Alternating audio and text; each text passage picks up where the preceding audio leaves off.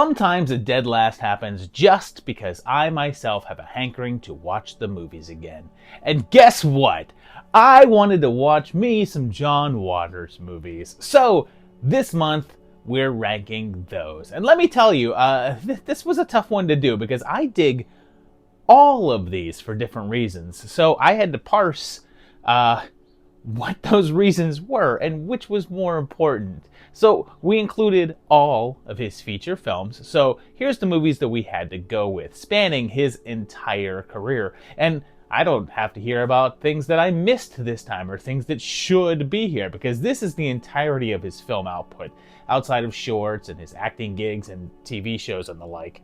And as always, I sent that roster out to my patrons, and they ranked them up with their favorite in first place worth 1 point, their second favorite in second place worth 2 points, all the way down to the dead last pick here worth 12 points. There was a total of 24 entries this month, so that means that the best score that a movie can have is 24 points, and the worst possible score would be 288. And let me tell you, I had no idea, absolutely no idea how this one would turn out. But let's get in there and let's get trashy. Our dead last film here, I'll admit, was not a surprise, as I felt like there was two movies that had a chance of being here. But with 231 points, our dead last is A Dirty Shame. Out of a possible 288, it got 231 points and was put in dead last 7 times out of 24, about 29% of the lists. So almost 1 in 3 people placed it here. And the best score that it got was second place, which it did get 1 time. And it's one of only 2 films that no one had in first place. And I almost had this one there since it was my 11th place spot, so it's not quite in dead last. And I think it escaped because before I went into this list, I assumed that this would be my bottom ranked film, since I remember being really let down by it when it came out. So rewatching it here, I was pleasantly surprised that there was a bunch of stuff that I enjoyed, like... Morning, Big Ethel. What's good about a morning with dildos in it? But the problem is that this feels like Waters trying to recapture some of the feelings of his earlier films, but maybe it's coming off as a bit forced. This feels less like people who are sleazy and filthy, and more like people acting that way. Like in his earlier films, it really just used to feel like he literally just took a camera to the houses of people he knew and turned it on, and the filthiness that happened was simply everyday life, because that's how oddball and out there that those people felt. This, on the other hand, is clearly Johnny freaking Knoxville. And like, the idea of the stripper with the gigantic boobs is classic Waters, but when you know it's Selma Blair and you know that it's just prosthetics, it's just acting. Like I know that movies are acting and that the early Waters is also just acting, but it was how it felt. It felt real. However, that being said, this does give me some hilarious moments, and I can't be mad about anything giving me this much Tracy Ullman having a good time.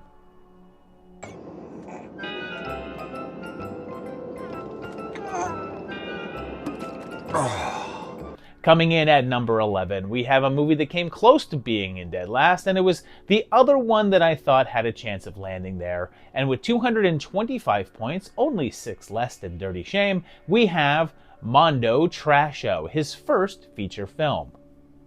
This one was ranked dead last 6 times, 25% of the time, so 1 out of 4 people put this there, and it only got 3rd place, as 2 people put it there, and this is the only other one that no one else put in first. So Dirty Shame and Mondo Trasho are the only films on this list that aren't at least one person's favorite. And it's certainly not my favorite, since it was my dead last. But with that being said, I still think it's a solid watch. The word is that Waters himself does not care for this movie and wishes that he instead made it a short instead of a feature film. And I could see that aspect. Like, there's times in which it just felt like a random assortment of a bunch of shorts strung together with a mild thematic link. And I believe that probably any individual one of them would have been stronger than the whole. But I also still enjoy it. Even though I have it in dead last, I don't hate it. Far from it. But it's certainly not the early Waters film that I'll go for. Like, honestly, The reason I put it here is because it's the most challenging in terms of enjoyment and quality levels. Overall, it's interesting to watch from a historical aspect because, like, you can see traces of what will become some of the trademarks, but they're just still in such a rough form. It's like finding recordings of your favorite band back when they were just figuring out their sound in their garage. Like, plus, it's really hindered by the lack of sync sound, and like the random music clips get a bit grating. Oh, God, God, oh, God, oh, God, God, oh, God. Our number 10 movie here was one that I was really unsure where it would land because I know it's well reviewed and liked, but I wasn't sure how much. And with 208 points, about 17 points down, we're looking at John Waters' Pecker. And yeah, I know how that sounds. And this one had 5 dead last votes, 21% of them. And I have to say that I'm a little shocked that this only received 1 less dead last vote than Mondo Trasho. It did, however, have 1 first place vote, the first on the roster to do so. And I put this one a little higher than when it landed since I have it in 7th. And I have to say, I really kind of love this movie. But then again, I love most of these, so that's not saying all that much. But there's just this weird wholesomeness to this one that completely wins me over. And there's one thing about it that feels somewhat different to me than the others, and that it seems to have a rosier outlook on things. Like it feels the most like Polyester to me, and that it feels like it's the Waters' sensibilities and his type of characters, but set in this more optimistic world. The inhabitants here are dirty and weird, but this entire film is about embracing that in a positive way. Plus, I like that it feels somewhat like an autobiography, or at least works on a meta level, and in that there's an element of discussion of his own career arc here. Pecker is John in a way, and I wish that the ending that this has, with the rich elite feeling shame for being exposed, was how things turned out in reality, as opposed to the complete lack of any sort of embarrassment or consequence that exists. Full of grace! Full of grace! See? She's talking. We're in the single digits now, and a more solid drop down in points here since this one has 183 points, 25 less than Pecker, and now it's time for Multiple Maniacs. No one put this in dead last, but 4 people did put it in 11th place, and like Pecker, 1 person did put it in first. And again, I had this a little higher than the consensus, and I had it in 6th. And oddly, this was 1 place higher than Pecker, and I also put it 1 place higher than Pecker, so that works out. And this was Waters' second feature, right after Mondo Trasho, and this is the crew still figuring things out. It's still pretty rough around the edges, and with this being the first film that they did with sync sound, like you can see that they don't quite have that down yet. The dialogue feels extremely improvised, although there's segments that you can tell are more scripted. And it's interesting to see how uncomfortable that some performers seem in front of the camera at this point, like knowing how strong that they'll be shortly. And there's a good amount of stumbling over lines and not getting the dialogue out clearly. But that just feels like part of its charm. Like I mentioned earlier, there's times where these feel like documentaries, and this is just these oddball folk living their lives.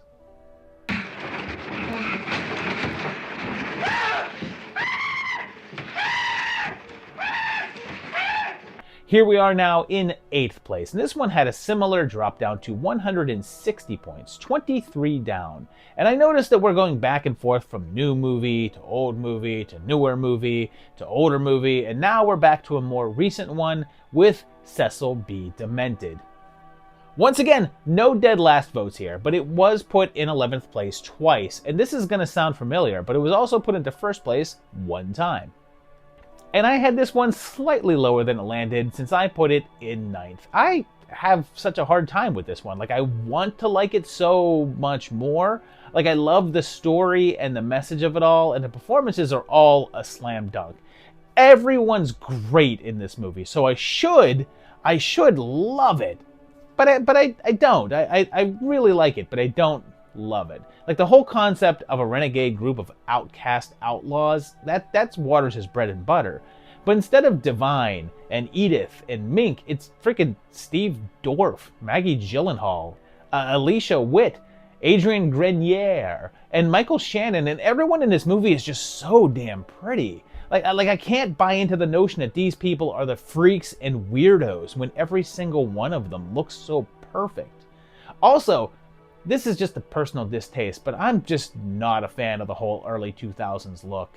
What I love about most of these movies is that they feel out of time.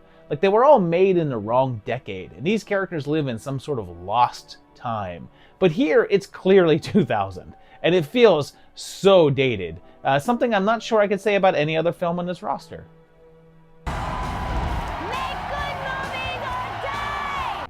This was one of the closest fights here, since our 7th place film is only 2 points higher than Cecil, with 158 points. And it's time to talk about Crybaby. This was put into dead last twice, leaving with only 4 dead last spots left. However, this was put in first place 2 times, the first on here to get put there more than once.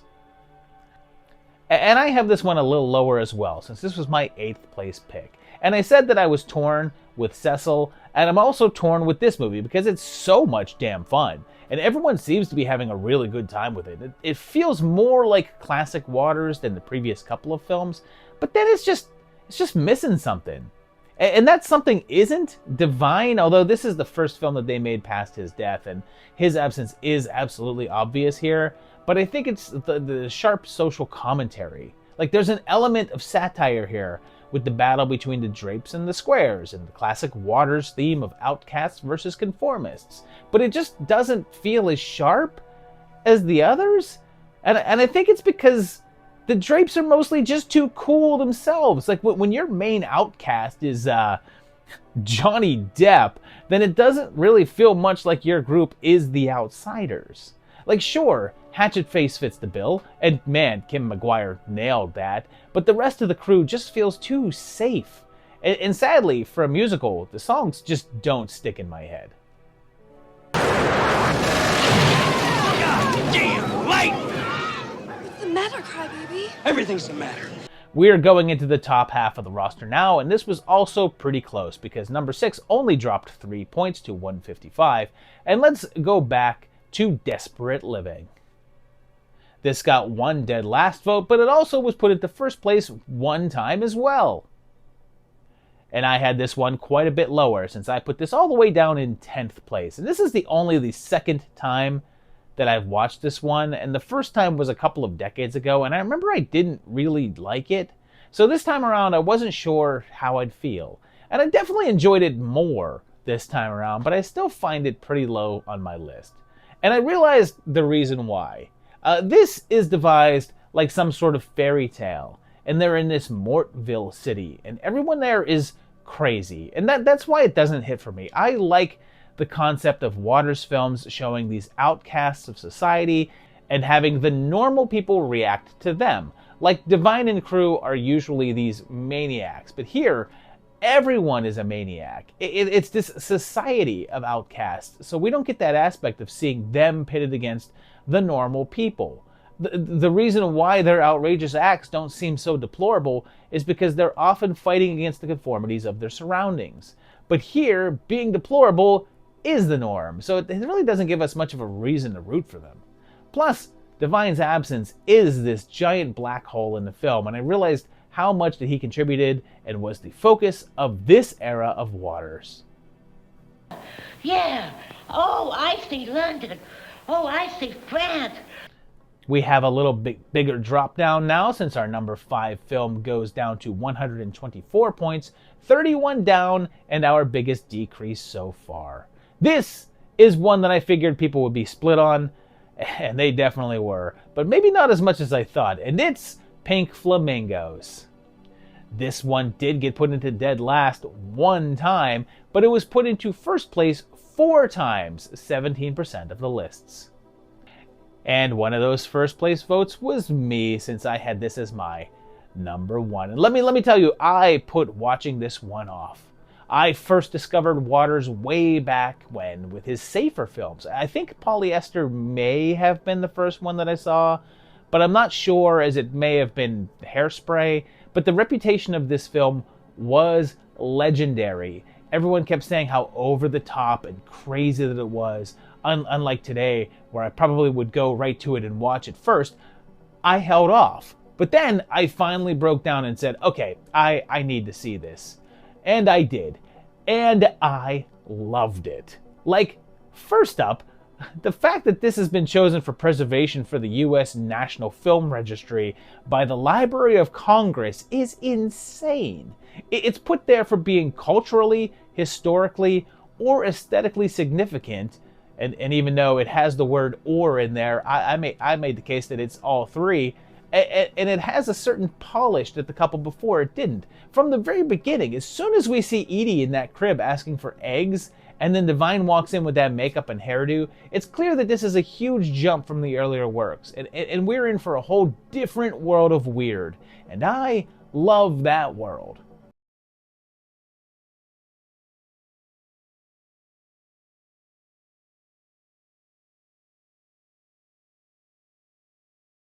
For pick, and this one was also somewhat close, both in terms of points and in release, because at 122 points, a mere drop in two, the film that's coming in just ahead of Pink Flamingos is the film that came out right after it, with Female Trouble. This also got one dead last vote, so there's only one dead last out there left, but it was also put into first place twice. And I had this pretty high myself, just a touch higher than when it landed, because I put this one in third. And this one is interesting because it's sort of like this transition away from the total depravity of Pink Flamingos, but it's not quite getting into the more straightforward stylings of Polyester. Like you still have some of the debauchery and trash that you're expecting, but it stops short of giving you like singing assholes. It's still dipping into the themes that Waters is known for, but approaching it differently with the story of the life of Don Davenport. But I have to say that I feel like it's missing something. I'm not quite sure what. One of my favorite bits though is the fact that Divine played two roles, one as Don and another as Earl Peterson. And a quick point that I was unaware of before doing this script, and the question was to refer to Divine as a woman or a man. And the answer is that when Divine or Glenn was discussing his real life, it was always he or him. But the characters would be referred to as she and her. His characters were women, but he was a man and referred to himself as such. Bye. No, Gator, no! No! Here we go on to the top three, and coming in at number 3 with a more modest drop down of only 7 points. And this is another one that I was really curious about how people were going to rate. And with 115 points, it's Hairspray, the movie, the original movie, not the John Travolta travesty. This took our final dead last spot, so all 24 of them have been accounted for. And it was also put into first place twice. And I have this a little high, but lower than it landed since I put this one in 5th place. And like I said earlier, this is possibly my first Waters film. And if so, I saw it before I really knew what a John Waters film was. And it was more just this fun little movie about the 60s. But as much as I enjoy this one, this will always be a bittersweet watch since it's the last time that we'll ever see Divine. He died only 3 weeks after this was released in theaters, and was supposed to film for Married with Children the next day, but had a heart attack in his sleep. And, you know, everyone talks about how this is pre-fame Ricky Lake, but this right here is Colleen Fitzpatrick, who would later go on to be Vitamin C. This was her first film, and was really the only thing that she did before getting into music as the singer of Eve's Plum, and then her solo pop career. And you know, what's amazing to me is that this is easily Waters' most mainstream film and most commercial effort, and sort of the one that you can basically show anyone, and yet it still has his sensibilities. It still feels like a John Waters movie. He didn't have to compromise his vision or attitude to go more broad. We shall overcome someday. Not with that hair, you won't. Only 2 films left, and this was a brutal, battle. These two films kept trading the first spot back and forth, and each list that I got switched their spots, but in the end it came down to 1 point. And at 96 points, our numero dos movie is Serial Mom. There were no dead last votes here, but I did get one 11th place spot, and it was ranked in first place 4 times for 17% of the lists, an equal amount to Pink Flamingos. And I had this one a touch lower in 4th place, but I absolutely adore it. And I saw it in the theaters on opening weekend. This one's great because when you look at the story and the themes, the setting, and some of the characters, it's clearly a Waters film. But ultimately, it doesn't really feel like one of his. I think it's John Waters working within the Hollywood system to deliver a more mainstream type of film with his quirks. But he manages to make something that feels so unlike him, and yet completely like him at the same time. Like I feel if you showed someone Female Trouble and then Crybaby, you could probably draw a line between those two films. But I'm not sure that you can do the same with this one. With this, the dark humor and the social satire are far sharper. I hesitate to use the word mature when it comes to Waters, but this feels more evolved than some of his other works, and it hits on a different level. In the end, it might not exactly be what I'm looking for from one of his films, but that doesn't make it even the tiniest bit less enjoyable. You can't wear white shoes after Labor Day. That's not true anymore. Yes, it is. Didn't your mother ever tell you? And here we go, our number 1 movie. And like I said, this was very close and all came down to a single point. And with 95 points, our top of the trash heap is Polyester. It also got no dead lasts and only got a single 10th place spot. So it's the only film on this entire list to not get voted dead last or next to last. Plus, it was put into first place 6 times, 25%. So 1 out of 4 people put this in the top mark. I was pretty close with this one because I put it up in 2nd place. So not quite in first, but almost. And this movie is phenomenal. It's nuts to me that he made this film right after Desperate Living. The contrast between the quality of filmmaking and clarity of storytelling is night and day. The films before this one were fun and chaotic and told stories, but in a very untraditional way. But this one showed that he could do it that traditional way, but with his translation. It's also nuts that this is really the first time that he was given an actual budget. Flamingos was made for $12,000. Female Trouble was $25,000 and Desperate Living was $65,000. So he was slowly increasing, but this one was fronted by New Line and was done for $300,000. What I love so much about this is that it's essentially a big middle finger to anyone saying that Waters is only good for shock value. This movie is so mild that it's almost PG. There's a weird kind of wholesomeness to it all. It's also a touch bittersweet, much like Hairspray, since the sad part is that this is the last time that we get to see Edith Massey since she passed away in between this one and Hairspray. I feel like that should be more iconic. We have these great on-screen duos. And here's one that's unsung. Abbott and Costello, Laurel and Hardy, Martin and Lewis, and Divine and Edith. So let's put some respect on their names. Thank you. Look at this dress, Francine. Isn't it Rasha?